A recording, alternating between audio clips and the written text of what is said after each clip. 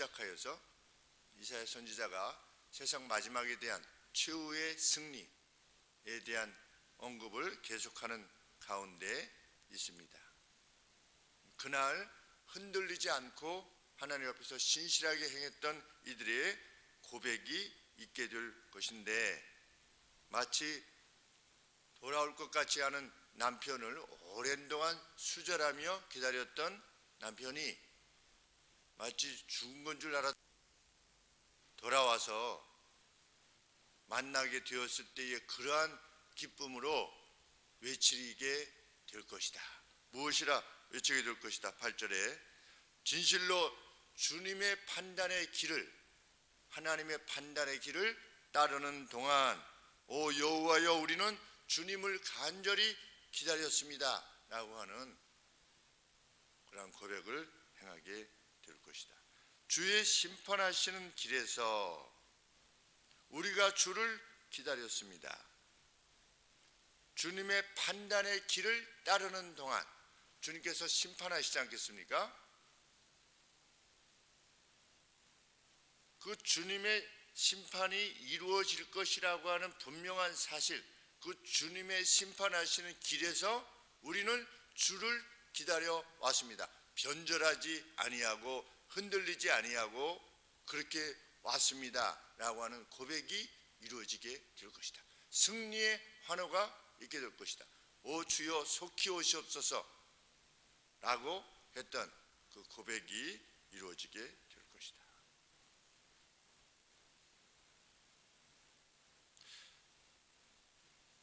주의 심판하시는 길, 곧 원수를 벌하시는 하나님의 집행을 간절히 기다렸다는 거죠. 우리 다 이러한 고백이 있기를 원하는 것입니다. 9절 말씀에 밤에, 이 밤이라는 것은 무엇이냐? 성도들이 심판의 아침을 기다리는 그동안의 그 슬픔과 그 기대의 시간, 밤입니다. 어두운 밤이 지났네. 이 성경에서 보면 밤, 의인의 슬픔이 의인에게 재난이 있었던 때, 그때를 밤이라 우리가 일컫는데, 밤임에도 불구하고 내 영혼이 주를 갈망하며 내 안에 내 영혼이 주님을 부지런히 구해 왔었습니다 라고 하는 성도의 고백이 있게 될 것이다.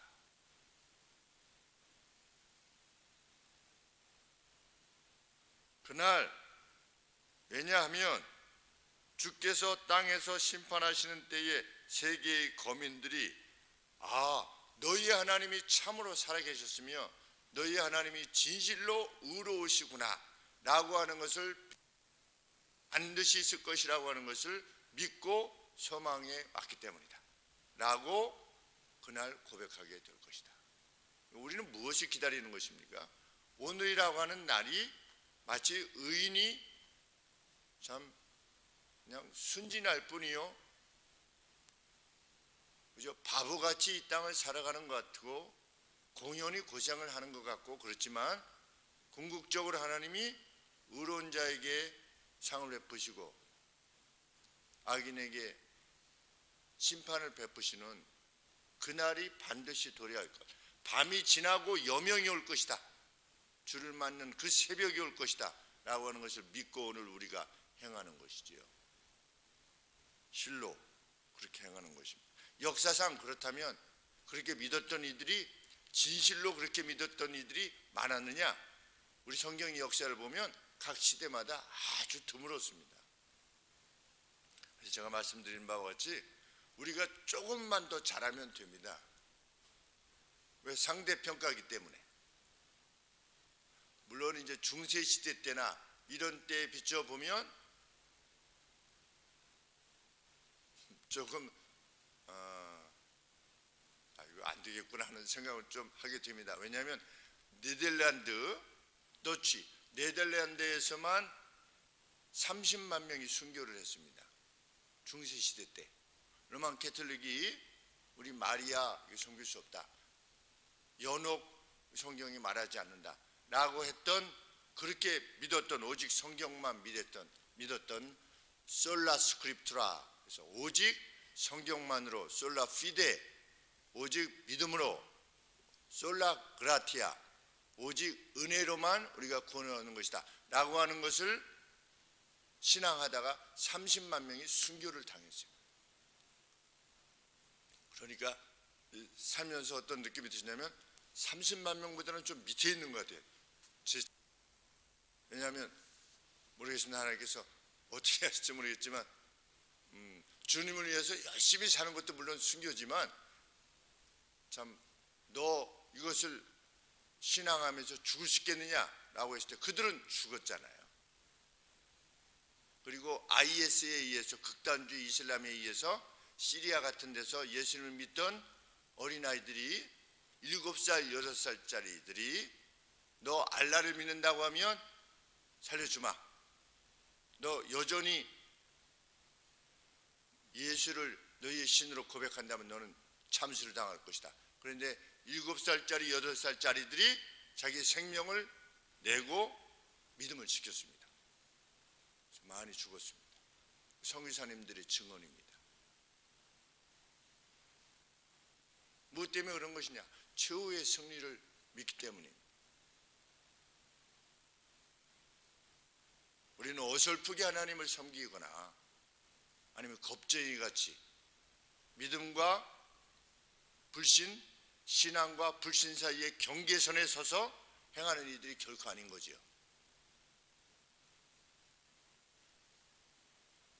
우리는 환희에 찬 고백을 행하게 될 것입니다. 그날 악인들이 어떻게 될 것이다? 하나님이 참으로 의로우시구나 라고 하는 고백을 행하며 그 의를 배우게 될 것이다. 이사야 선지자는 그렇게 세상이 그 심판을 기다리고 있음에도 불구하고 모든 것이 옳고 모든 것이 영예롭게 행해지는 땅에서조차 악인들이 여전히 불량배같이 행하는 자신의 시대를 슬퍼하는 것입니다. 10절 말씀에 악인은 은총을 입을지라도 의를 배우지 아니하며 정직한 땅에서 불의를 행하고, 하나님께서 의로움을 행하여 가고 계시는데도 불구하고, 역사 가운데 그것을 드러내시는데도 불구하고 오늘날 독재자들이 어떻습니까? 무솔로니가 어떻게 됐습니까? 교수형을 당하지 않았습니까? 자기 이탈리아 백성들에 의해서. 그래서 그 이탈리아에 유명한 광장이 있는데 그 광장에 교수형을 당해가지고서 무수한 군중들이 마치 광화문에 이렇게 트리팔가인가 하는 그런 어떤 큰 광장에서 무솔로니가 이게 목에 교수형을 당해가지고 죽어서 그 시체가 이제 땅에 내려놓고서 사람들이 막 그 죽은 시신을 막 내리치는, 그리고 막 목에 줄을 걸어서 죽은 무솔리니 시신을 막 끌고 다니는 그러한 동영상을 본 적이 있는데, 독재자의 말로가 왜 이렇게 비참하냐? 전도서에서 뭐라고 말씀하고 있습니까? 하나님은 과거의 것을 도로 찾으실 수 있으신 분이시다. 무슨 뜻이냐? 같은 일이 계속 역사 가운데 반복되는 겁니다. 어떤 일들이, 독재자의 최후가 말로가 비참하다. 히틀러 역시 마찬가지였고, 독재자들의 말로는 늘 왜 비참하냐? 하나님이 동일한 원리로 세상을 심판하시기 때문이다. 현재적으로도 이사야 선지자가 뭐라고 지금 안타까워하는 것입니까? 악인은 은총을 입을지라도 의를 배우지 아니하며 정직한 땅임에도 불구하고 불의를 행하는도다. 여호와의 위엄을 하는도다. 얼마나 안타까운가. 선지자의 외침이 참 오늘까지 들리는 것 같습니다. 11절 말씀에 오 여호와여, 주님의 손이 높이 들렸음에도 불구하고 그들이 그것을 보지 않습니다. 우리 광야에서 노뱀을 왜 달았습니까? 사나운 뱀, 불뱀이, 사나운 뱀이 사람들을 물어서 죽어가고 있을 때 하나님께서 모세로 하여금 눕뱀을 만들어서 높이 장대에 달게 하시지 않았습니까? 그때 성경가 바라보는 자는 살았다. 바라보는 자는 살았다 그러면 무엇을 말하는 것일 수 있겠습니까? 눕뱀을 달았는데 바라보고 모두가 살았다 이렇게 언급되어 있지 않고 바라보는 자마다 살았다. 그러한 상황에서도 바라보지 않는 자가 분명히 있었던 것입니다. 마치 동편의 아람 쪽을 향해서 화살을 쏴라. 화살을 쏘는 그 횟수대로 승리를 주마. 이렇게 왕에게 말했는데도 불구하고 그냥 3번 쏘는 신용만 하고 그냥 말았던 것처럼 화살 쏘는 거하고 승리하고 무슨 의미가 있어? 라고 했던 것처럼 눕뱀을 바라보지 않았던 자들도 분명히 있었던 것이죠. 여호와여 주님의 손이 높이 들렸으나 그들이 그것을 보지 않습니다. 그들은 하나님의 백성, 그 백성을 위한 주님의 열정을 보고 수치에 빠지게 될 것입니다. 진실로 불은 주님의 원수들을 삼킬 것입니다. 이렇게 선지자는 확신한 것입니다. 원수들의 악이 성함에도 불구하고 심판을 통해서 하나님께서 자기 백성에 대한 열의를 반드시 드러내실 것이다. 그래서 원수들이 궁극적으로 부끄러워하게 될 것이다 라고 하는 것을 믿은 것입니다.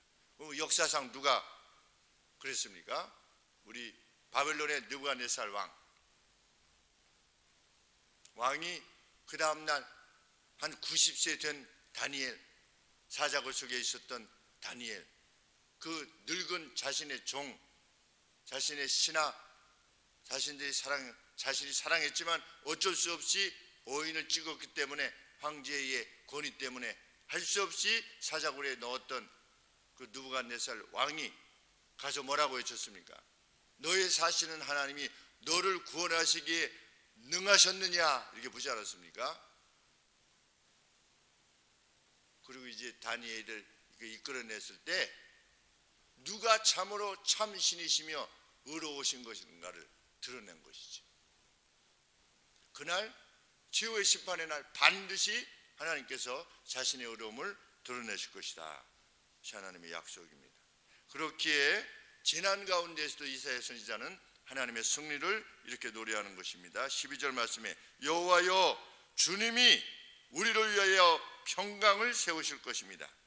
왜냐하면 주께서는 우리를 위해 모든 우리의 일들을 행해 오셨기 때문입니다. 과거로부터 지금까지 행해 오셨다는 것이죠. 여호와여 주께서 우리를 위하여 평강을 베푸실 것입니다. 주께서 우리 모든 일을 지금까지 행해 오셨기 때문입니다.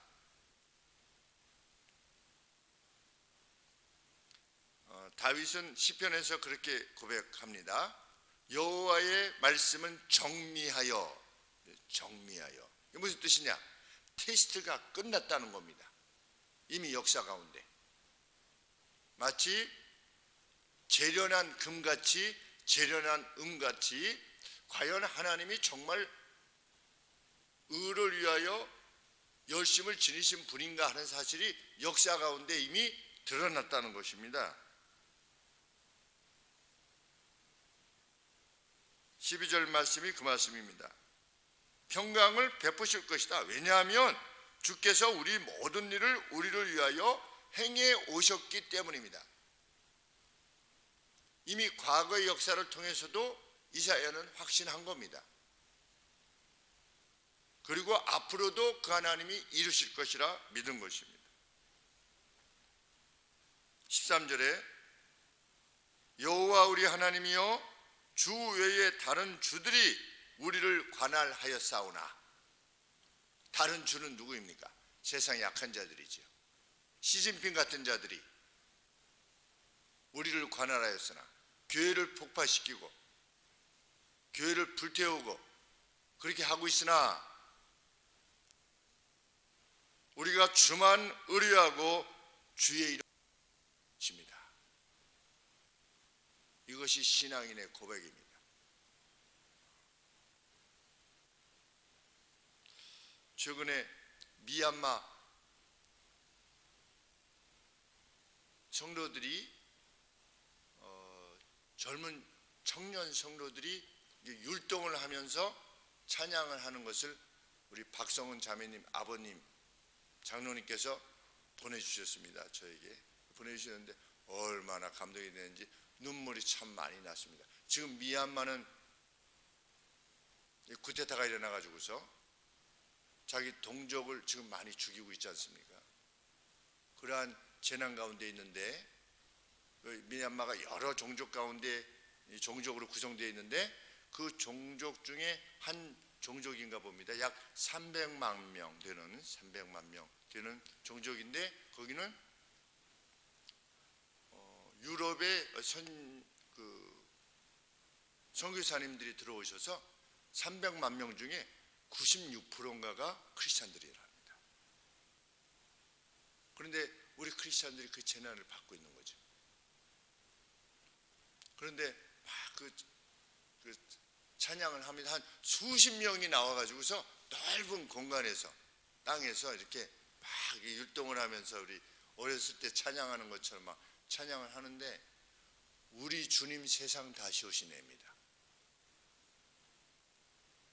그리고 나팔 부며 나팔 불 때, 나팔 불 때 나의 이름, 나팔 불 때 나의 이름, 그 찬송을 이렇게 이제 미얀마 언어로 막 부르면서 이렇게 찬양하는데 눈물이 참 이렇게 많이 났습니다. 죽음이 엄습하는 그러한 때에도 믿음은 흔들리지 않고, 거기만 그렇습니까? 중국 거기만 그렇습니까? 북한에도 지금 비공식적으로 약 30만 명이 크리스찬들이다. 걸리면 죽을 수 있는 것이고, 걸리면 정치범 수용소에 끌려가게 되는 것인데도 용기를 잃지 아니하고 이날의 그 궁극적인 승리를 믿고 행하는 이들이 있음에 우리가 용기를 지니게 되는 것입니다. 14절의 마지막으로 그들은 죽었은즉 다시 살지 못할 것이고 사망하였은즉 다시 일어나지 못할 것이다. 누가? 악인들이 그날. 이는 주께서 벌하여 명하사 그 모든 기억을 멸절하셨음이니이다. 악인에 대한 기억조차도 멸절하실 것이다. 우리 하나님의 분명한 선언이십니다. 정말 의의 길을 갈 때 밤이 와도 개의치 아니하고 여명이 올 것이다. 그날 여명이 올 것이다 라고 하는 것을 믿고 함께 나가는 우리가 되기를 소원합니다. 기도하겠습니다.